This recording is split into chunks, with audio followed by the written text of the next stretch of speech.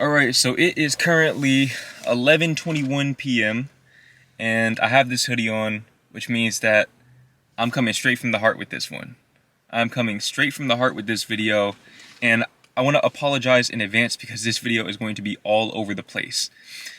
So I just took the time to read some comments on some of my recent videos. For those of you who don't know, I don't really read comments anymore, mostly to protect my own peace, but I read the comments on some of my recent videos for whatever reason. I honestly don't know why, but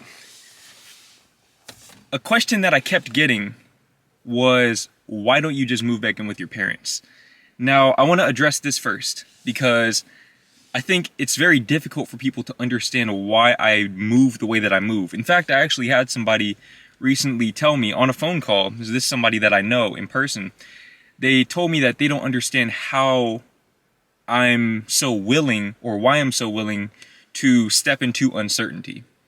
And what I'm realizing now is that not everyone is wired the way that I am, so not everyone's going to understand why I move the way that I move. A lot of times I don't even understand it. But you guys have to understand this, okay? If you don't understand anything else about me, understand that I am a growth-oriented individual. I'm a growth-oriented individual, which means that I'm going to take every opportunity that I can find, more often than not, especially as it pertains to my passion, but every opportunity that I can find to grow as a person. If you're wondering why I keep looking over to the side, it's because I'm just kind of watching for guards or whatever. Like I said, it's nighttime, but gotta get this video off, man. So I'm the type of person that likes to step into uncertainty because uncertainty breeds growth. For example, if any of you guys go to the gym, you'll know about the concept of progressive overload. Without progressive overload, which is literally you subjecting your body to adversity via uncertainty, you are not going to grow. Your muscles won't grow. Without progressive overload, your muscles will not grow. And in the same way, if you don't subject your soul and your mind to uncertainty, your soul and your mind won't grow either. So, bearing that in mind, moving back in with my parents, while that is a logical step in terms of building my brand or whatever that means these days, but while that is a logical step in terms of building my brand, that's not really my primary priority at this point. My primary priority is building myself, right? So, in terms of self-development, for example, a lot of my older content and even some of my recent content pertains to self-development. I never really got away from self-development. It's just that the way that I perceived self-development changed over time, right? So there was a point in time when spiritual development was my primary focus in terms of self-development, because I realized that we're not just our bodies. We're actually this spiritual being, which is eternal. And to me, if I'm going to make an investment in something, if there's one thing I learned from some of the bad financial decisions that I made in the past, is that if I'm going to make an investment in something, I want it to be something that's going to pay me dividends for the long haul, not just in the short term. I don't just want the instant gratification that comes with doing no-fab and taking cold showers and working out. Not to say that I didn't necessarily continue to do these things, but for me, I wanted to place more of my focus on the spiritual aspect of life. And this is where my books, Soul Shock and Ego Death, were written, was from that mentality, as well as my third book. But my third book is a little different in the sense that it has more of the earthly element to it. It's me coming back from that spiritual space, because if anybody's had that type of spiritual awakening, or multiple like I have, you'll know that reintegrating can be a very isolating feeling. Reintegrating into the physical realm and really perceiving life in a physical manner can be very, very challenging at first. So that book is kind of my transition coming back to earth, in a sense, from a psychological standpoint. Now, with all of that being said, right now, I'm in a space where stepping into uncertainty is the single most impactful and beneficial thing for my general sense of self, right? And when I say my general sense of self, what I mean is that I feel like there's this version of me that I need to become.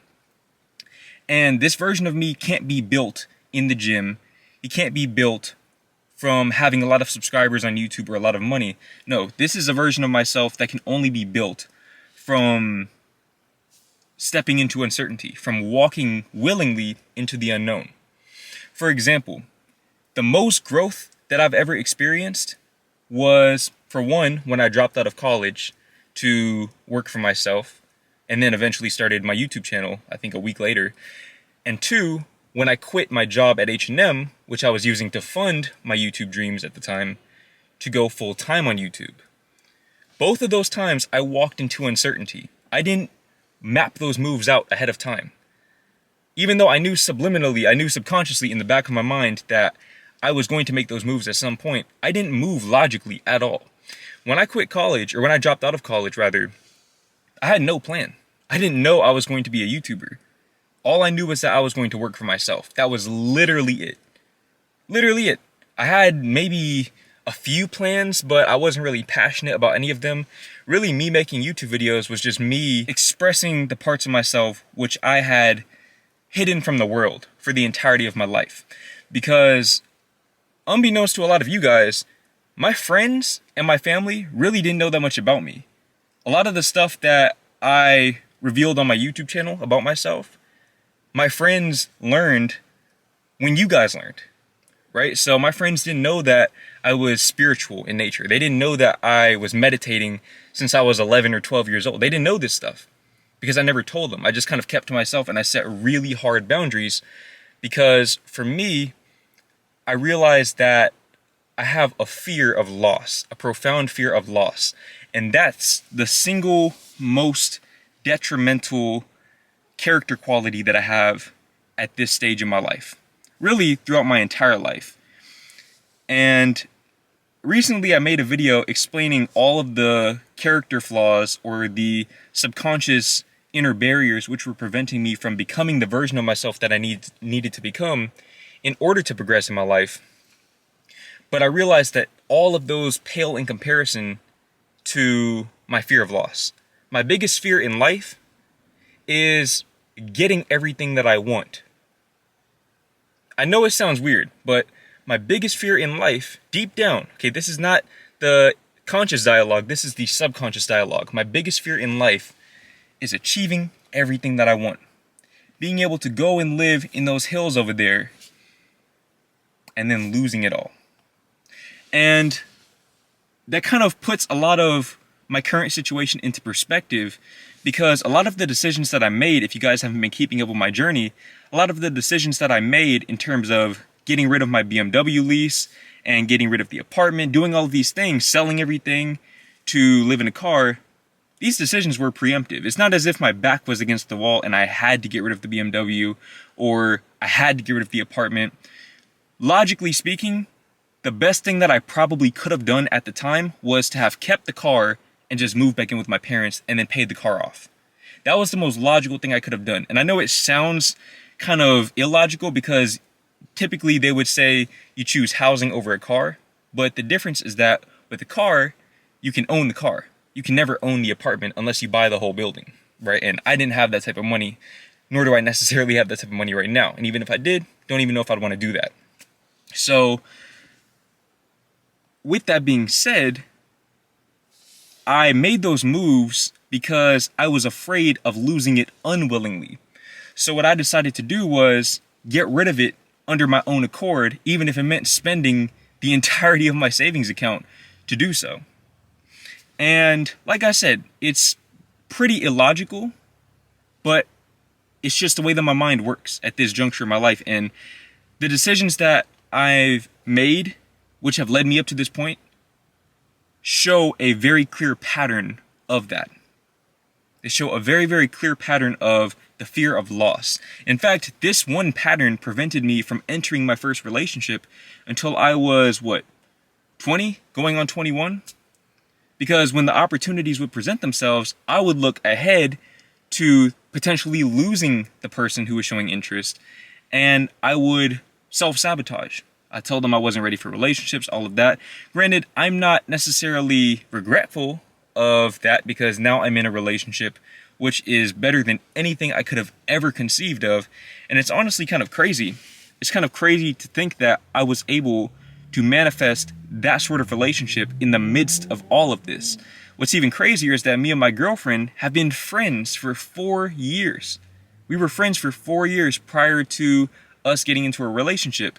And it didn't occur to me up until maybe, a month or two prior to us getting into a relationship, that she checks all the boxes, every single box. And thankfully, that fear of loss hasn't really infiltrated the relationship dynamic. And I'm not really sure why. I'm not sure why that's the exception to the rule. But for some reason, she provides me with a sense of certainty that I don't really feel in a lot of other areas of my life. The only things that I'm very, very certain about right now in my life are that I'm with the right person, that I'm in the right city, and that writing books is something that will be a part of my life for probably the remainder of my life on this earth. And it's kind of funny because I feel like I've made so many videos in the past where I talk about being a full-time writer and just having this dream, but I don't think I've ever fully articulated just how much that idea actually means to me. And I know that recently I made a video where I talked about lacking direction, but what I realize now is that I never actually lacked direction. What I lacked was faith. I lacked faith that it was possible for me to become a New York Times bestseller and live full-time off of writing royalties and speaking engagements, things like that, things that pertain to writing books. And I'm going to share a little story with you guys that may come as a bit of a surprise because I never talked about it, but maybe 4 months ago, give or take. I honestly don't remember, but this was a while back. This was maybe a couple of months before I left my apartment. But somebody reached out to me, and if you've been following my channel for long enough, you've definitely seen this woman before. Definitely seen her a few times at that.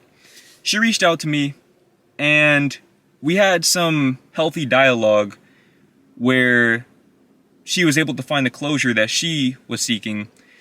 But what tripped me out was that she told me something that I didn't necessarily expect to hear from her, because it was kind of unwarranted in a sense. She didn't really have a reason to tell me this, but I guess she just felt compelled to tell me this. She told me that when she was with me, and mind you, in the time that me and this woman were together, she was the person that I saw and talked to the most. So she had the most intimate view, the most intimate perspective of me as a person. And sometimes it can be difficult to see yourself in that third person point of view. But I digress. She had the most intimate perspective of me. And she told me that I should pursue writing, and that whenever I would write or talk about my writing or anything that pertained to writing, she saw this spark that she didn't see with anything else, including YouTube. And to add to that, my girlfriend right now, like I said, we've known each other for 4 years. I remember a few months ago, we were looking at some of our old text messages on Snapchat, because we used to talk on Snapchat. That's how we first started talking. And this was 2018. I'm talking about I was still in college Jordan, before I had ever even thought about being a YouTuber, much less a writer. As a matter of fact, I think I had literally only written one poem, if I'm not mistaken. Literally one poem. But she told me that I should be a writer. And it kind of blew my mind, because the signs have always been there. Everything from them two telling me that to, and like I said, these are people who have had very intimate perspectives of me. Because even when me and my girlfriend were just friends, she still knew more about me than even the friends that I had growing up, because she was one of the first people that I really opened up to. But my college professor pulling me to the side after class to tell me that I'm an exceptional writer, and just little things like that, little moments like that, that when I look back, the writing's been on the wall the whole time, no pun intended. But I was put on this earth to be a writer. I don't think I was put on this earth to be a YouTuber. And before, earlier in my journey, I wasn't a really big proponent of destiny, but now I am. Now I do believe that we all have some degree of innate talent, which, if we utilize it, can lead us to inner prosperity, which can also reflect itself in outward prosperity. But the crazy thing is that when I write poems or when I just work on my books in general, I don't care about money. Nothing else really matters other than the subject matter, that Google document, and the emotion that I'm feeling about the subject matter. And something I forgot to mention, but when that woman reached out to me to tell me that I should be a writer, she didn't reach out to tell me that, but that was just one of the things that she said. I actually had to pause the voice memo because I started crying. Because I didn't realize up until that exact moment how badly I wanted it, how badly I wanted to be able to write full time. And I realized that the only other time I've ever felt like this in my life was when I wanted to be a full-time YouTuber. When I was putting the little sensors in the clothes at 6:30, 7 in the morning at H&M. Just thinking about how much I would prefer to be making videos. And who knows, there might be something beyond writing, but I won't know if I don't take that next step into uncertainty. I don't know how the hell I'm going to be a New York Times bestseller. I don't know. But I do know that I want that to be a prominent and prevalent theme on this channel moving forward. I want people to watch my videos with the underlying understanding that I'm working towards that.